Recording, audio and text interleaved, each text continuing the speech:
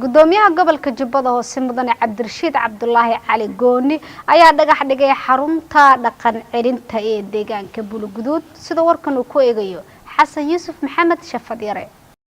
deegaanka Buulaguduud oo horay dawlad goboleedka Jubbaland ay uga hirgelisay mashaariic dhowr ah ayaa maamulka gobolka Jubbada Hoose waxa uu ka dhagax dhigay xarun dhaqan celin loogu sameyn doono dadka ka soo goosta maleeshiyaadka gobolkooda uu sii dhacayo ee Al-Shabaab. gudoomiyaha gobolka Jubbada Hoose Cabdirashiid Cabdullaahi Gooni iyo maamulka deegaanka Buulaguduud ayaa si wadajir ah u dhagax dhigay xaruntan oo ay baahi weyn u qabeen bulshada deegaanka. Mahad Mataan Buule gudoomiyaha deegaanka Buulaguduud ayaa Jubbaland TV u sheegay in xaruntan ay baahi weyn u qabeen loona baahan yahay in la dardargeliyo dhismaheeda. waa xarun yar iyo weynba lagu dhaqan celinayo wax looga baranayo maadiga diiniga oo quraanka lagu baraya waxa lagu baraya xagga maaragtay iskuulaadka waxbarashada oo caadiga ah iyo xarunta diinigaba intaas la yiraahdo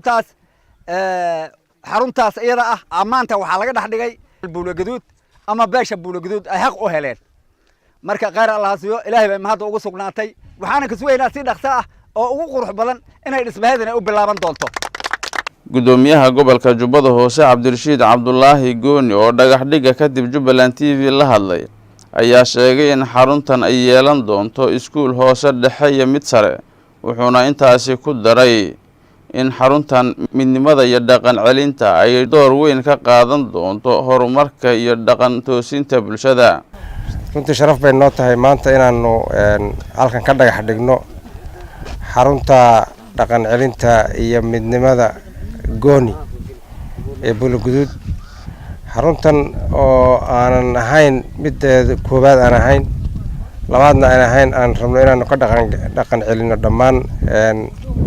Jubbaland iyo guud ahaan Soomaaliya haddii alla yiraahdo. laakiin xaruntii ugu horeysay maanta waxaanu ka dhagax dhignay halkan xaruntaas oo macnaheedu uu yahay in maadaama dalka Soomaaliya uu burburay waxa soo baxay dhaqamo fara badan diintii oo si xun loo isticmaalayo dhaqankii oo si xun loo isticmaalayo afkaar kala duwan oo Soomaalidu hore u lahaan jirin oo soo biiray marka si aan dhaqankiina looga tagin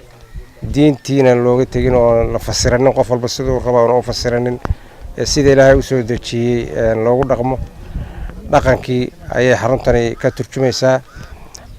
waxa lagu baranayaa afka Soomaaliga lagu baranayaa waxa lagu baranayaa diinta Islaamka lagu baranayaa xadiis iyo Qur'aan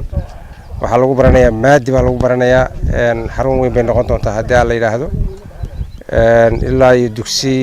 hoose dhexe sare inay la gaarsiiyaan rajaynaynaa. waxaan leeyahay marka reer Buulaguduud waa xaruntii ugu horeysay ee laga aasaaso Jubbaland iyo nasiib u yeelateen mar walba waa Jubbaland oo jecesha si gaar ah idin jecesha waayo sababtoo ah dhibaatooyin badan oo aan gaarin meelaha qaar Jubbaland ayaa soo gaadhay Buulaguduud tan iyo burburkii marka inay waana meel center oo deegaano badan runtii kulmisa wadooyin badan ay soo kulmaan istiraatiiji ah dad badan oo kala nooc Soomaali ah oo kala gedisan qabiilad kala gedisan kulmisa saasay marka waxa u noqotay aan u dooranay inay noqoto xaruntii ugu horeysay ee ka dhaqan gasha Jubbaland. waxaan rajaynaynaa inay ku dhamaan doonto guul. aad baad u mahadsantihiin. Xasan Yuusuf Maxamed Shafadiyare raadiyaha iyo TV-ga dawlad goboleedka Soomaaliyeed ee Jubbaland magaalada Kismaayo.